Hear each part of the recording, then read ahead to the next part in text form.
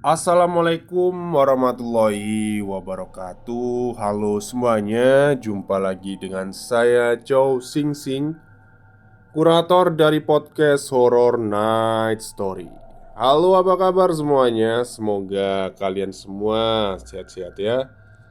Dan seperti biasanya, pada hari ini saya kembali dan akan membagikan sebuah kisah mistis untuk kalian semua. Kisah mistis kali ini saya datangkan dari cerita kawan saya lagi ya. Seperti biasa, saya akan bercerita sesuai dengan ingatan saya ya. Jadi rumah kawan saya ini sama, satu kecamatan tapi beda desa gitu ya. Dan inti dari cerita ini adalah kawan saya ini bercerita bahwa di kampungnya ada sebuah anggota keluarga, ya anggota keluarga lah, yang mati massal. Mati massal itu disebabkan oleh kecelakaan yang terjadi di tol Porong. Ya, tol Porong pokoknya. Jadi waktu itu 5 anggota keluarga ini menghadiri sebuah acara pernikahan saudaranya, terus mengalami kecelakaan di tol Porong dan meninggal semua. Jadi rumah daripada korban ini kosong, nggak ada penghuninya lah ya, yang udah meninggal semua kan. Jadi ya udah, tidak ada pewarisnya juga, dan keluarga dari pihak almarhum nggak tahu sampai sekarang, nggak ada kabarnya. Jadi warga cuma kalau malam itu lampu terasnya itu cuma dinyalakan aja. Dalamnya ya masih tetap gelap gitu ya. Nah, setelah kejadian kecelakaan itu dan menewaskan 5 anggota keluarga itu, muncul hal-hal aneh yang terjadi di sekitaran rumah itu atau kampungnya si teman saya ini. Karena memang kecelakaannya tragis banget ya, katanya itu ya udahlah, parah lah ya, sampai gimana ya kalau bisa dijelaskan itu, lukanya itu luka parah gitu, hampir tidak bisa dikenali. Nah, ini ceritanya waktu itu kawan saya sedang pulang dari ngopi ya. Dan itu pun dari warung saya ya. Pulang ngopi sekitar jam satuan. Karena rumahnya harus ngelewatin rumah itu, jalan rumahnya harus ngelewatin rumah itu, ya terpaksa harus lewat situ kan ya. Dia pulang. Waktu lewat rumah itu kayak ada yang manggil dia. Mungkin lah kita sebut saja namanya Rifki gitu ya. Rifki gitu. Suaranya itu laki-laki, agak suara-suara tua gitu ya. Dan dia itu kayak kenal suara ini gitu kan. Ternyata waktu noleh nggak ada siapa-siapa, ya cuma dia sendiri di jalan itu kosong. Terus ya intinya nggak ada siapa-siapa lah ya. Mungkin cuma halusinasi saja ya, pikirnya waktu itu kan. Akhirnya dia pulang, terus ya udahlah, nggak usah dipikirin gitu kan, bobok gitu kan. Setelah tidur, dia paginya beraktivitas seperti biasa. Ya udah, besoknya lagi ketika dia kembali pulang dari ngopi, dipanggil lagi, Rifki gitu kan. Noleh lagi.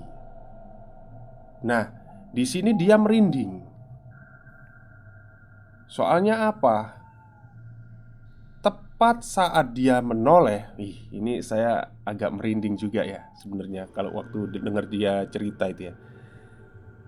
Waktu dia noleh ke arah panggilan suara itu, di depan rumah korban kecelakaan itu, yang meninggal massal itu ya, meninggal semua itu, berdiri 5 orang anggota keluarganya. Ya udahlah, dengan badan yang udah, ya tahu kan kecelakaan itu kayak gimana ya badannya ya. Mukanya ada yang hancur, terus tangannya ada yang patah, terus ya udahlah bajunya compang-camping darah gitu kan. Ngelihat itu, Rifki kaget, langsung ngegas motornya. Weng gitu kan. Sampai rumah, masuk rumah, nggak usah cuci kaki cuci tangan, masuk kamar bapak ibunya, langsung jelungup, kok jelungup, apa sih istilahnya, loncat gitu ke kasur itu. Nah setelah kejadian itu, dia sakit 3 hari, kayak sawan lah ya. Sakit 3 hari. Setelah ditanyain sama Pak Ustadz lah ya, katakanlah yai kampung itu, dia ngelihat ya korban-korban itu tadi di depan rumahnya pas.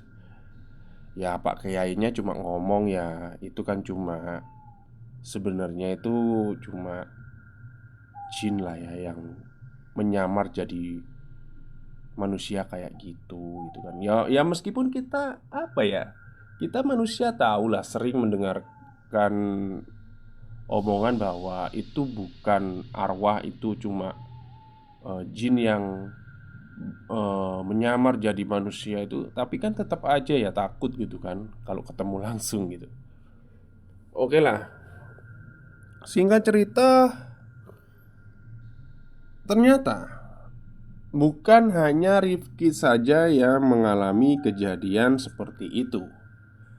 Ternyata Pak RT yang rumahnya pas di depan korban, seberang jalannya, itu dia sering melihat lampu lampu rumah itu, bukan lampu teras ya. Jadi rumahnya ini, kalau saya pernah diliatin fotonya, rumahnya ini depan ini kaca, kayak kaca-kaca besar gitu. Jadi kalau lagi nyalain lampu dari dalam itu kan cahayanya ini kelihatan dari kaca itu tadi. Kayak waktu Pak RT lagi ngerokok ya di depan rumah gitu. Lihat rumah itu kayak ada yang hidupin lampu gitu kan di mana? Di dalam rumah kan kelihatan toh, dari kaca itu cetek cetek cetek cetek gitu kan. Wah, di sini Pak RT kalau udah ngelihat hal itu udah kayak pertanda lah, aduh masuk aja lah gitu kan, daripada di sini lama-lama nanti diajak ngobrol kan. Pokoknya sering lah ya kejadian seperti itu. Terus ada lagi, seorang teman gitu kan, maksudnya temennya Rifki ini, dia usaha berjualan ayam potong ya. Jadi dia itu biasanya berangkat berangkat dari rumah itu sekitar jam 1, terus nanti ke pasar. Ya harus ngelewatin rumah itu kan. Pernah suatu ketika, karena dia nggak tahu kalau ternyata, saya tidak bisa menyebutkan namanya ya, nama si korban ini ya. Pokoknya nggak tahu kalau anggota keluarga ini meninggal. Dia pernah lewat, set, bawa ayam kan, bawa ayam potong yang udah disembelih gitu. Disapa sama ibu ibu pemilik rumah itulah ya. Mas, ya. Oh nggih bu, katakan nah namanya Bu Sabto gitu ya. Mas saya mau beli ayamnya. Oh ya, diambilin. Berapa bu? 5 ekor aja. Ternyata waktu dia ngambil ayamnya, kan ngambil ayam kan otomatis lihat ke ronjotnya ya. Ronjotnya itu kayak apa sih tempatnya itu loh ya, karungnya itu ya. Diambilin 5 potong. Ketika dia udah ngambil 5 potong, kaget kan. Begitu noleh ke ibunya, ternyata udah ada bapak, ibu, anak lah di situ. 5 anggota keluarganya. Kaget, terus dia ngomong, tapi mukanya biasa aja. Loh kok pada keluar semua pak ya, belum tidur gitu kan. Ya basa-basi gitu kan. Belum mas ya. Mana ayamnya? Dikasihin. Terus sama ibunya itu tadi dibagiin, bapaknya, anaknya gitu. Dimakan di situ, bro. Jadi kayak apa ya? Dimakan mentah-mentah. Lah, si Rifki kan kayak bukan Rifki ya, temennya Rifki ini kan kayak kaget lah melihat hal itu. Ya diem aja gitu kan. Ya takut juga gitu kan. Dikiranya ini kayak sekte apa gitu ya, penyembah ayam potong atau gimana gitu kan mungkin. Terus diem aja. Akhirnya dikasih uang. Ini untuk 5 potong gitu kan. Dimakan habis. Kata temennya Rifki itu tadi. Sampai tulang-tulangnya itu dimakan habis. Oh iya bu, gitu. Pulang. Nah, begitu dia tahu ceritanya itu dari ya udahlah waktu ngopi sama anak-anak. Nah, dari situ dia kaget. Loh, ternyata udah meninggal gitu kan. Dan sampai sekarang, percaya nggak percaya, uangnya yang dari dari setan ini tadi ya, dari jin ini tadi itu masih ada.